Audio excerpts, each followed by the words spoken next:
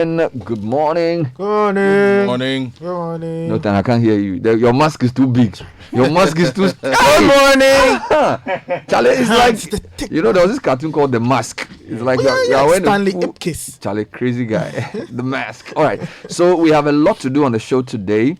And we're going to try and make it easy for people. So let's start with the daily graphic. Okay, it's a very light daily graphic this morning. Very lightweight, unusual. Maybe they've taken the pull out. But the big story is on the front page, though. Protectors at receiving end. COVID-19 hits hard at health workers. 779 contract virus, 9 lose lives. Government not selling Kotoka International Airport, according to the aviation minister. We saw some crates of eggs and schnapps at work. Ambulance service response to 2,797 COVID-19 cases. And special voters registration for senior high school students starts today.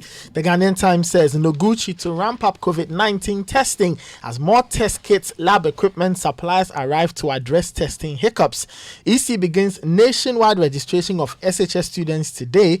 COVID-19 minority asks government to close down schools, stop the spread of COVID-19 in SHS's President Directs Task Force.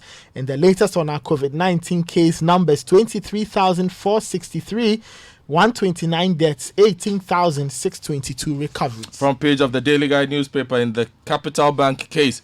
Ato Asian trial begins. Asenso registers at Bantama. Mahama sparks fury over his VIP, and Kwewu chiefs angry over NDC river curse. The Finder says mobile testing of COVID-19, 100,000 to 300,000 tests will be conducted. Government admonishes EC security agencies and citizens on COVID-19 protocols. 779 health workers contract COVID-19 dead. EC to start registration of SHS students today. Front page of the Herald newspaper. NPP caught in panic attack over NDC's running mate. Education Minister, GES and EC put senior high school students in COVID-19 danger. And confusion over Akufo-Addo's health status is also on the front page of the paper. The Chronicle says physically challenged smashes judge's car with the scratches at court premises during proceedings. Wow. 779 health workers contract COVID-19. Brekum chiefs ban political campaigns, and receiver of Capital Bank doubt certificates issued by 3 COYS. Front page of the BNFT paper, Bernard. Airport company is debt-ridden. That's according to the aviation minister. Needs partner to make aviation hub dream possible. Sale, privatization management, takeover, layoffs not true. Government is implementing a holistic approach to irrigation in the north, according to Dr. Nura Jiele. The New Weekend Crusading Guide says minister dispels privatization fears, says there's no plan to lay off workers or privatize GACL. GOC has no records of 2014 Commonwealth Games list. That's the GOC president there. Give chiefs monthly salaries. Achim Kwabing chief lobbies government, and UPSA makes giant strides. Appoints first female registrar, gets top global ranking.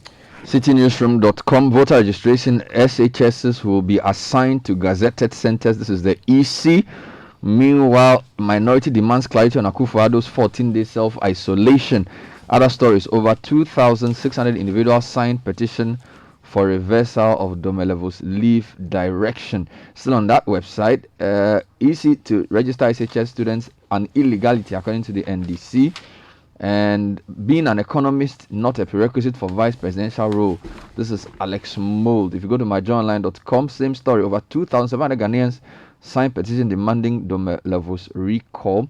Other stories: VIP bus plunges into Oti River, and Ghana's COVID-19 case count jumps to 23,463 after 641 more infections. Meanwhile, Napo says about 90% of education ministry staff has tested positive for COVID-19. That's pretty scary. If you go to Star FM, their lead story: Rawlings shuts office over COVID-19. Hey! Meanwhile, KNUST SHS saga: deceased students' parents wanted to pick him up themselves. This is what one of the teachers is saying. Meanwhile, Minority says Jane Nana has no deficiency in economics. And then if you go to Citi Business News, we are enforcing COVID-19 protocols among our members. This is the AGI. There's a big concern over COVID at workplaces. Other stories: fix bad roads in farming areas to curb post-harvest losses. Isoko to government. Meanwhile, pineapple and banana exporters lament low demand and falling prices. A lot of issues. Ghana News Agency leads with Africa's development experts should engage more for continent's development. This is the president. Meanwhile, government considering an inspection regime for workplaces. So the workplace thing is still here. And of course, Ghana's COVID-19 case count, 641 new cases. And if you go elsewhere across the world, in Nigeria, their COVID-19 cases are simply going up, over 30,000 now, 30,748 with almost 500 new cases. Meanwhile, trade is a force for good. Okonjo Iweala optimistic of London WTO DG job. So indeed, 2 African countries have 2 nominees. We have Amina Mohammed from Kenya. She's been nominated for WTO top job. And you also have Ngozi Okonjo Iweala, nominated by Nigeria. We'll see how that pans out. Godfred, I know you're interested in that story. Let's start with the health workers. I think this health worker issue. Yes. Almost 800 health workers. Yes. Nathan. Yes, 779. Let's do the graphic version. Right. Okay, let me take you to the front page of the graphic. Dr. Frank Ankobia looking very worried on the front page of the paper. 779 health workers across the country have contracted the coronavirus disease, with 9 fatalities recorded. Of the number of infected health workers, nurses and midwives are the hardest hit, but medical doctors have paid the heaviest price in terms of fatalities.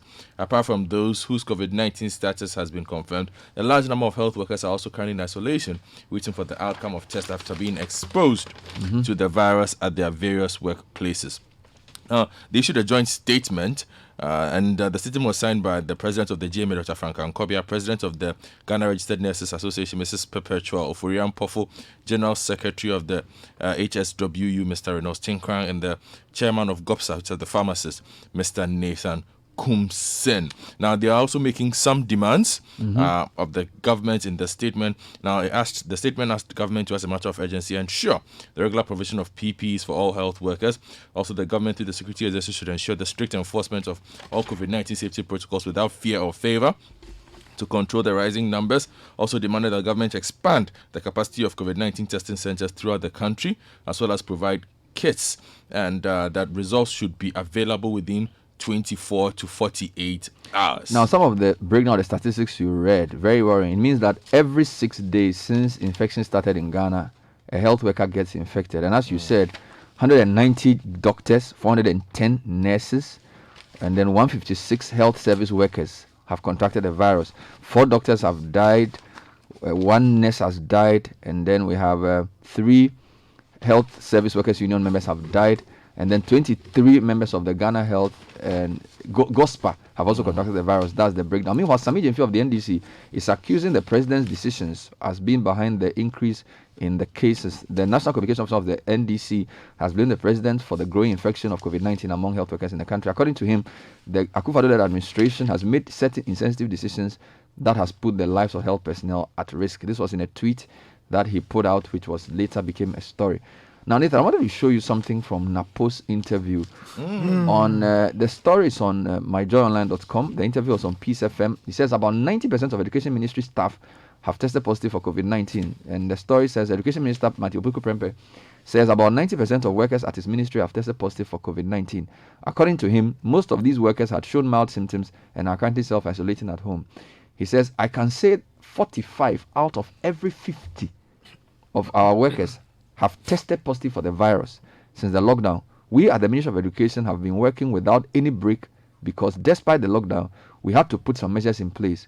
We were contemplating whether schools should proceed with their exams or not, and we had to work on this. Therefore, we at the ministry, since President issued the lockdown, had been going to work. So I can't really identify if I got it from there or not.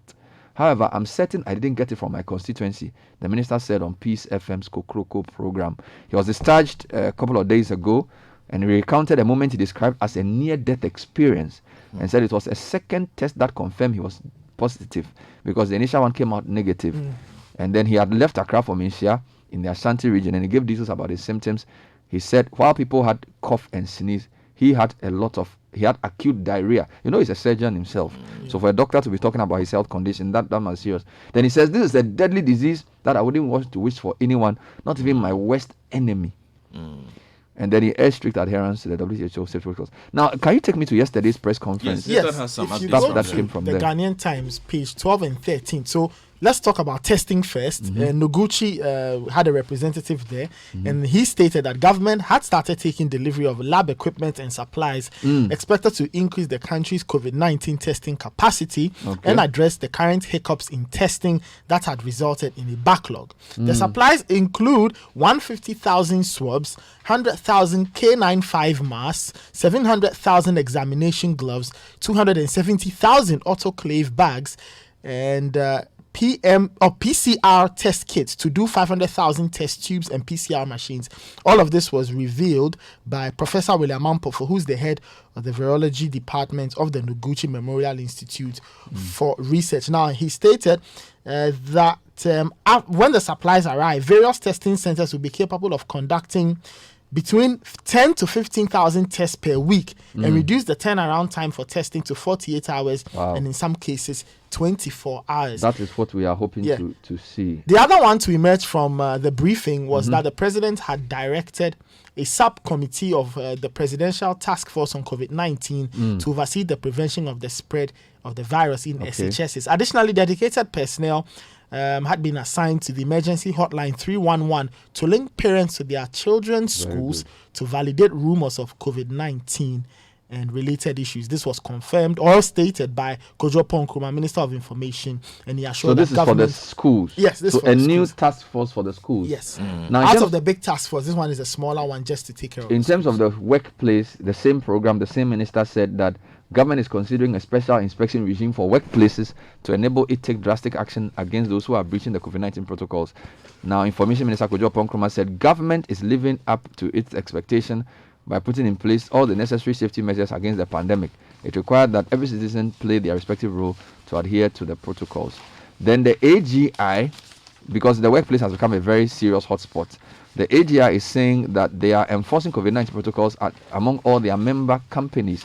The CEO of the Association of Ghana Industries, Chuma Kwabwa, says his outfit is actively monitoring over 2,000 member companies to ensure that they are abiding by the protocols outlined by the Ministry of Trade to prevent the spread of COVID-19 at the workplace. According to him, stakeholders are increasingly concerned about workplace becoming hotspots for the spread of the virus. In an interview with Citi Business News, Mr. Setu Makwaba assured that members of the association are so far complying with the guidelines to ensure they are productive while protecting workers. Okay, I'm moving away from COVID now Yes. to other stories. And there's the Atuasian trial is on. It's a big story. Yeah, it's a big one. And it's on the front page of the Daily Guardian on page 20 of the Daily Graphic. I want to give you the Daily Graphic version.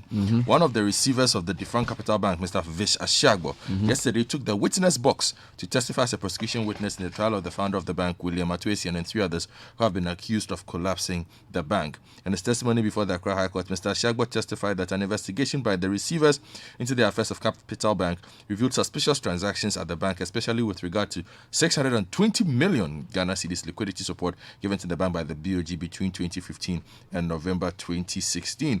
For example, he said that ASEAN took 27 million Ghana cedis of the liquidity support and used it as payment for business promotion. Now, during cross-examination, counsel for Mr. Asian, Mr. Tadio Sori, attacked the report that PwC put out, and which detailed the alleged suspicious transactions at Capital Bank on the procedure used to prepare it, as well as its contents. In terms of procedure, counsel sought to make a case that the report was not done in conformity with the Banks and Specialized Deposit Taking Institutions Act. So it's a trial that is ongoing. We'll keep our listeners updated. If you go to page 3 of the Chronicle, we follow with another court story and a physically challenged man, Kwame Clement, who goes about with the aid of crutches, on Thursday morning caused a stir at the Brekum Circuit Court when, without any known provocation, he smashed the windscreen, left door glass and left side mirror of the vehicle belonging to his owner, Osei Kofi Amuakun, with his crutches. The incident, which occurred around 9:30 a.m. at the court premises, led to the adjournment of all proceedings scheduled for the day. The suspect was subsequently arrested and taken to the police station. Now, the Brekum police was yet to comment on the situation at the time Now, of filing let me this take report. you to the Domelevo story. Over 2,600 individuals signed petition for reversal of the Auditor General's leave directive. CitiNewsroom.com says more than 2,600 persons, or 2,600 people, have signed a petition urging the president to reverse his directive ordering the Auditor General Daniel Domelevo to proceed on annual leave. The lead petitioner said there is no legal basis for decision by the president. They also argued that the leave directive prevents Mr. Domelevo from plugging the leakages in public finance and will erode the public confidence in government commitment in fighting corruption. While the online petition has already attracted over 2,600 signatories, a group of 1,000 Ghanaians in Ghana and abroad have signed a physical petition presented to the presidency on the matter. So that's a total number of about 3,000 people. Okay. Now, can you take me to the EC issue? Because that story is on Citi Newsroom. Yes, a lot. the city, the S. Yes, EC to register people at SHSs. Okay. NDC says no. MPP says yes. EC tries to clarify. All right. Let me give you that story on page 13 as well of the Daily Graphic. Very busy paper today, even though it's small. The Electoral Commission will, effective today, begin the special voters registration exercise for qualified senior high school students who are currently in their various schools across the country. The 2-day exercise will be carried out in about 700 senior high schools in the 16 regions, with officials of the EC visiting the senior high schools on both days to register students who are 18 years and above for them to exercise their franchise. I know the NDC has issues with that. NDC says EC's decision to register SHS students in schools an illegality. The opposition has raised concern over this. Deputy General Secretary Buamo Tokono said these newly created centers have not been gazetted to allow for their use in the ongoing exercise. Let me bring you the EC's response. The EC is clarifying on citinewsroom.com that SHSs will be assigned to gazetted centers. So the EC has defended its decision to commence the voter registration exercise in various secondary schools in the country. The EC has scheduled the registration to begin Friday and Saturday. According to the Commission's management body, they are committed to ensuring that eligible SHS students are not disenfranchised. Now, Mr. Kweku Siribo, who is the Director of Electoral Services, says schools without registration centers will be matched to the current registration centers that have been gazetted for the exercise. He clarified that the Commission, at the time of creating the centers, excluded the possibility of the reopening of schools. Nathan. Staying with the registration, if you go to the Western region, Emmanuel Kofi Amaboa, who is the MP for Elembele, has called on the Defense Minister and the Military High Command to investigate the presence of armed military men in the Elembele district. According to him, there has been a deployment of armed military men in the district, which is obstructing the ongoing voter registration exercise. He said the incident had scared most of his constituents from coming out in their numbers to take part in the exercise. He, however, indicated that the Defense Minister, Mr. Dominic Nitiwu, had denied knowledge of it. Therefore, he was calling on Mr. Nitiwu and the Military High Command to investigate and take the necessary disciplinary action against the culprits if they indeed went there unauthorized. Now, let me take you to the airports, Bernard. That story has been on for a few days. Yes, airport company. The new angle is that the airport company is debt-ridden, according to Mr. Joseph Kofi. So they say they are not selling, but they are getting a partner. Yes. The workers are not happy. Yes, we saw them with crates yesterday. Let's get the details. The Ghana Airports Company Limited is so burdened with debt accrued from the establishment of the Terminal 3, such that it requires a strategic partner in making Ghana the aviation hub of the sub-region. Minister of Aviation Joseph Kofi Adda has said, reacting to allegations of the sale and privatization of the country's airports to TAF Suma Consortium, a Turkish conglomerate with diversified interests, Mr. Adda stressed that government has not engaged any company on the grounds of a sale or privatization of Ghana's airports. Now, if you take a look at the story, he revealed that the total debt of the Ghana Airports Company Limited was about $400 million as a result of loans acquired to build Terminal 3 and has been paid down to about $300 million. Now, in the same paper as well, the Ministry of Agric is responding to the research commissioned by the Ghana Peasant Farmers Association on the 1V1D project. There are details on the back page of the Daily Graphic, and government's 1V1D initiative for multi-purpose use. The Minister of State at the Ministry of Food and Agriculture, Dr. Noura Jele, has stated that dams that are being constructed under the government's 1V1D initiative are for multi-purpose use and not only for agric. According to him, apart from using them for irrigation, the dams could also be used for construction works and domestic activities. He explained that 15 of the small earth dams in the northern region alone could irrigate an area the size of 2,775 hectares. Now, he was briefing the media to explain the government's development strategy under the 1V V1D program as regards crop farming in the dry season, and also to debunk a research conducted by the Peasant Farmers Association of Ghana that said that about 90% of dams constructed under the 1V1D initiative in the Upper East region could not be used for irrigation purposes. Now, Isoko is asking government to fix bad roads in farming areas to curb post-harvest losses. Story on citybusinessnews.com. Community Price Survey Service Isoko Ghana has reiterated the need for government to be deliberate about fixing roads leading to food-producing areas in the country.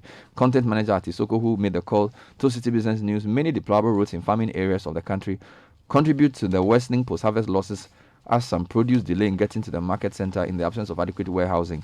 Government has labeled this year the year of roads in the 2020 budget, but it appears a lot may not happen due to the COVID-19 pandemic that has thrown government's budget out of gear.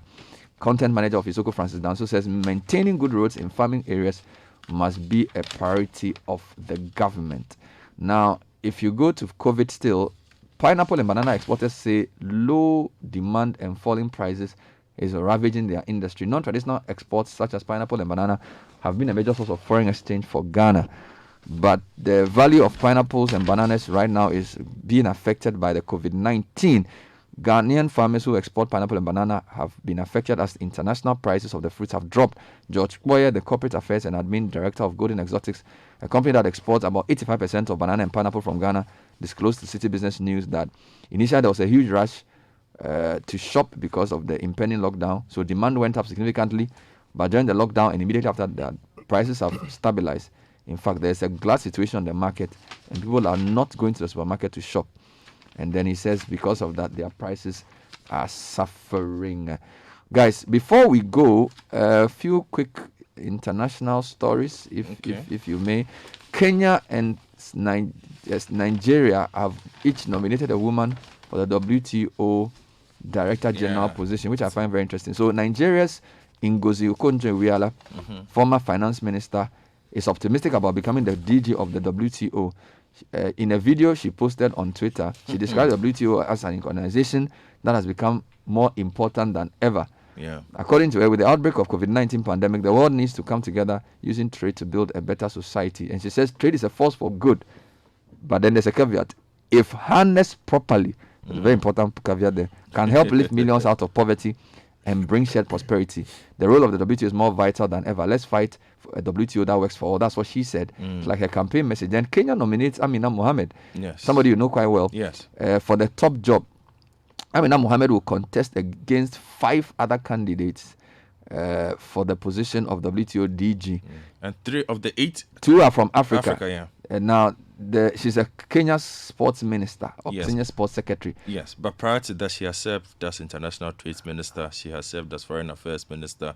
She's chaired the 10th general meeting of the WTO. She's worked as a minister to the WTO, so she has a lot of WTO experience. So there are 6 candidates who are seeking to replace Brazilian Roberto Azevedo. The WTO said the 6 candidates will now meet with the General Council to make pitches and respond to questions. So we wish both ladies well, and may the best woman win. I think that's all we have time for the show this morning. Coming up next is the City Business News, and we will be back with that. Stay tuned. The City Breakfast Show. Rise above the noise. You've probably asked yourself how to invest for the future. Your pension, a house, your child's education. With our years of expertise and experience investing across growing sectors, Fidelity Securities Limited can help you achieve your dream of building wealth sustainably. The Fidelity Fixed Income Trust invests in fixed income securities of high credit quality to provide a steady stream of income. The Fidelity Balance Trust invests in both fixed income securities and equities, resulting in a healthy balance between income and capital appreciation. Both products earn above benchmark returns on your funds, while remaining flexible enough for your funds to be returned to you when the need arises.